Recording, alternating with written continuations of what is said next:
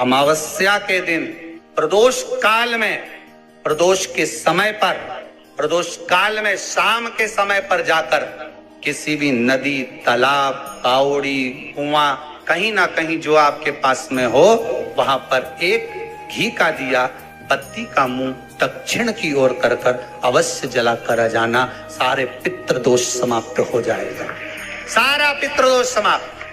अमावस्या के दिन किसी भी जलाशय के पास में, नदी, तालाब, बावड़ी, कुआं, जो आपके शहर में, आपके गांव में, आपके नगर में हो, वहां जाकर लगा।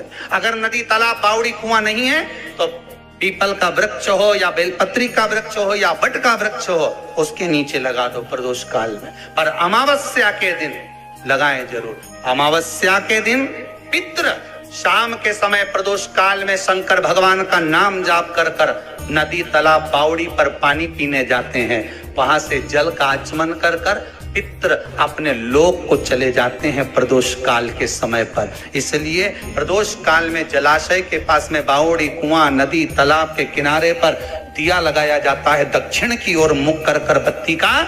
तो पितृ आशीर्वाद देते हुए जाते हैं कि फलो फूलो, आगे बढ़ो, उन्नति करो, तरक्की करो। ये पितरों का आशीर्वाद रहता है, पितरों का वर रहता है।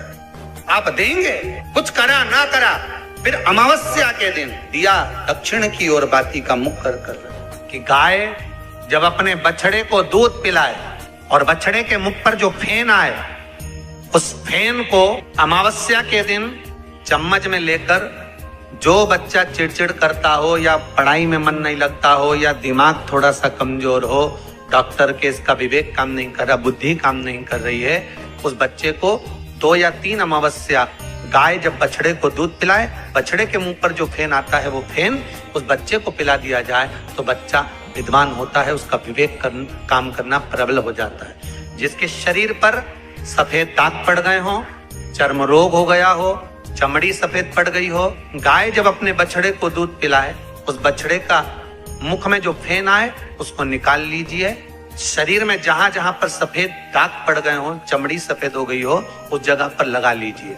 कम से कम आधा घंटा बैठ जाइए और बैठने के बाद में, उसके बाद में फिर स्नान कर लीजिए। उस फेन का प्रयोग कर देखिए, चमड़ी अपने असली रंग में आना प्रारंभ हो जाती है। जहां पर पति और पत्नी के संबंध बेकार हो जाते हैं, विवाद हो जाता है, अदालत में बात पहुंच जाती है, परिवार वालों पर दहेज का केस चालू हो जाता है, कहीं ना कहीं किसी ना किसी रूप में कार्रवाई चालू हो जाती है, पति पत्नी में वापिस प्रेम को बढ़ाया जाए। उस प्रेम को बढ़ाने के लिए शंकर भगवान का कनेर के पुष्प की माला, काय के पुष्प की, कनेर का वो पीला जो फूल होता है, आप टीवी पर दर्शन कर रहे होंगे, कनेर के पुष्प की माला जो ऊपर जलाधारी लगी है, जिस जलाधारी में से बूंद बूंद पानी गिरता है, ये शंकर भगवान की 5 बेटियों का स्थान है। कौन कौन सी बेटी नाम ले?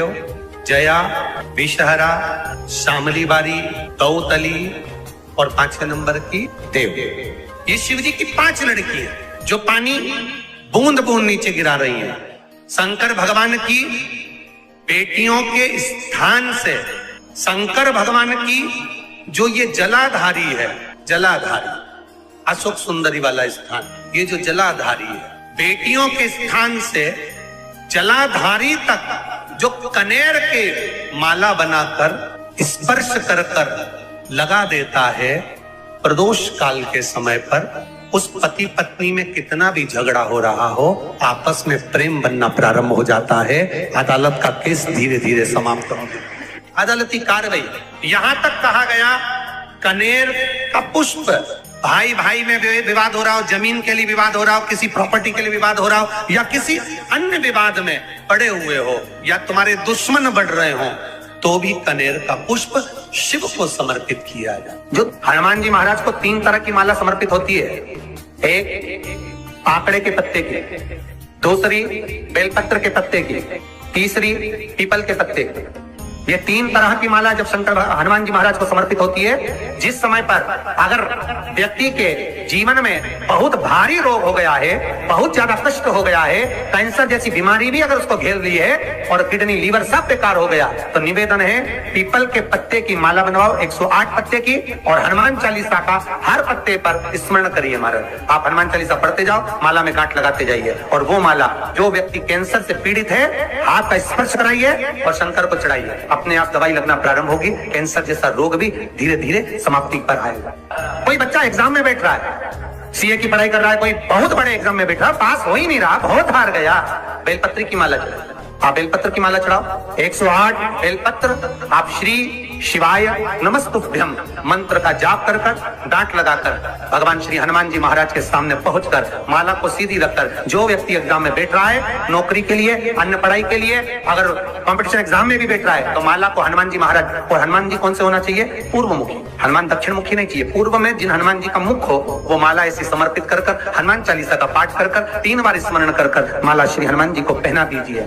ऐसा कोई एग्जाम नहीं जिसमें से आप निकल ना पाए, पर करना आपको पड़ेगा भगवान, और प्रयास जहां तक हो सके प्रदोष काल में अगर चढ़ाएंगे तो ज्यादा फलदायी रहेगा, प्रदोष काल में। तीसरी है आंकड़े की माला। महाराज आंकड़े के पत्ते की जो माला होती है, ये माला कार्य की सिद्धि के लिए होती है। इसमें एक एक आंकड़े के पत्ते पर सीताराम लिखा जाता है, मात्र एक पत्ता ऐसा होता है जिस पत्ते पर सीताराम नहीं लिखा जाता। 108 पत्ते में से एक पत्ता, बस उस पत्ते को हथेली में रखकर उल्टा हाथ आपको रखना है और अपनी कामना कर उस पत्ते को बांध देना है। ये जरूरी नहीं है कि 25 के बाद बांधो, 50 के बाद बांधो या 100 के बाद बांधो, आपकी मर्जी पड़े। उस खाली पत्ते को कहीं पर भी बांध दी और उस माला को अपनी कामना कर श्री हनुमान जी महाराज को समर्पित कर दीजिए महाराज। इसके लिए कोई तिथि, कोई दिन, कोई बार निश्चित नहीं है। बस ये माला जब हनुमान जी को चढ़ जाए तब एक घी का और एक तेल का दिया हनुमान जी के सम्मुख में लंबी बाती का लगा देना महाराज, एक घी का एक तेल, और अपनी कामना कर आप आ जाइए। आपकी वो कामना 2.5 महीना या 3 महीना, इससे ज्यादा नहीं जाएगा, वो कामना बाबा पूरी करेगा, क्योंकि शिव और हनुमान ये सब एक ही स्वरूप। अगर आपको रात्रि में नींद नहीं आ रही है, ऐसा लगता है कि रात्रि को 1 घंटा 1.5 घंटा सोने के बाद कुछ गलत विचार आने लगते हैं, नींद सुबह 3 बजे तक 4 बजे तक नहीं आती, 4 बजे के बाद फिर नींद आती है, तो एक प्रैक्टिकल जरूर कर देखना। प्रैक्टिकल करने में क्या जाता है, प्रयास करने में क्या कुछ जाता है क्या? प्रैक्टिकल कर देखना कि कहीं सीओर वाला महाराज झूठ तो नहीं बोल रहा, तो प्रैक्टिकल करने में कुछ नहीं जाए। 1 लोटा पानी लो, उसमें थोड़ा सा कच्चा दूध डाल लीजिए, बेलपत्री का पेड़ या पीपल का पेड़ या बट का पेड़, इन पेड़ के नीचे ले जाकर उस दूध को दोपहर में सुबह 10 बजे से लेकर 12 बजे के बीच में ले जाकर चढ़ा दीजिए। रात्रि को फिर ना आपको प्यास लगेगी, ना भूख लगेगी, नींद एक बार लगी तो सुबह ही खुलेगी। प्रैक्टिकल करने में क्या जाता है? श्री शिवाय नमस्तुभ्यम, सब बोलिए एक बार जमकर, श्री शिवाय नमस्तुभ्यम। प्रैक्टिकल जरूर करना, कहीं सीओर वाला महाराज झूठ तो नहीं बोल रहा। शास्त्रों की बातें हमारे जीवन में हमें सुख प्रदान करे, इसलिए इस भाव का आनंद करते हुए आज की कथा को विराम देते हैं।